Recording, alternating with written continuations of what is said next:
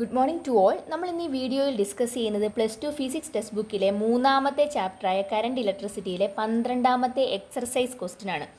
Question ഇതാണ്: in a potentiometer arrangement a cell of EMF 1.25 volt gives a balance point at 35 cm length of the wire. If the cell is replaced by another cell and the balance point shifted to 63.0 cm, what is the EMF of the second cell? ഇവിടെ പറഞ്ഞിരിക്കുന്നത് ഒരു potentiometer arrangement, അതിൽ ആദ്യം ഒരു cell connect ചെയ്തിരിക്കുന്നു. ആ സെല്ലിൻ്റെ EMF തന്നിട്ടുണ്ട് 1.25 എന്ന് പറഞ്ഞിരിക്കുന്നു. അപ്പോൾ ആദ്യത്തെ സെല്ലിൻ്റെ EMF ആണ്, അതിനെ നമ്മൾ E1 എന്ന് റെപ്രസെൻ്റ് ചെയ്തു. ഈസ് ഈക്വൽ ടു 1.25 വോൾട്ട് എന്ന് കിട്ടി. ആ സെല്ല് കണക്ട് ചെയ്യുമ്പോൾ ബാലൻസ് പോയിൻറ്റ് 35 സെൻറ്റിമീറ്ററിലാണെന്ന് പറഞ്ഞിരിക്കുന്നു. അതായത് balance length L1 is equal to 35 centimetre തന്നിട്ടുണ്ട്. ഇനി ആ സെല്ല് മാറ്റി മറ്റൊരു സെല്ല് കണക്ട് ചെയ്യുന്നു. പക്ഷേ ആ സെല്ലിൻ്റെ EMF നമുക്കറിയത്തില്ല.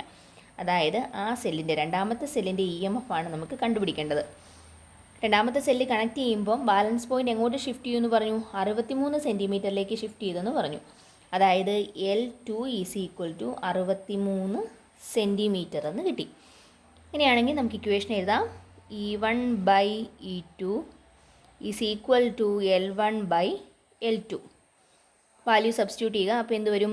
E1ൻ്റെ സ്ഥാനത്ത് 1.25 ഡിവൈഡഡ് ബൈ E2ൻ്റെ സ്ഥാനത്ത് E2 നമുക്കറിയില്ല, E2 അങ്ങനെ തന്നെ എഴുതി. ഈസ് ഈക്വൽ ടു L1ൻ്റെ സ്ഥാനത്ത് 35 centimetre divide by 63 centimetre. Cross multiply ചെയ്യുക. അപ്പോൾ എന്ത് വരും? 1.25 into 63 is equal to E2 into 35 എന്ന് കിട്ടി. ഇനി നമുക്ക് എന്ത് ചെയ്യാൻ പറ്റും? ഇതിൽ നിന്ന് E2 ആണ് കണ്ടുപിടിക്കേണ്ടത്. E2 കണ്ടുപിടിക്കണമെന്നുണ്ടെങ്കിൽ എന്ത് ചെയ്താൽ മതി? E2ൻ്റെ കൂടെയുള്ള ഈ നമ്പർ, ഈ 35നെ ഇപ്പുറത്തേക്ക് കൊണ്ടുവരിക. 35 ഇവിടെ മൾട്ടിപ്ലൈ ചെയ്തേക്കുമായിരുന്നു, അതുകൊണ്ട് ഇങ്ങോട്ട് വരുമ്പോൾ അത് ഡിവൈഡ് ചെയ്യണം. സോ 1.25 ഇൻറ്റു 63 ഡിവൈഡഡ് ബൈ 35 എന്ന് കിട്ടി. അതിൻ്റെ ഉത്തരം 2.25.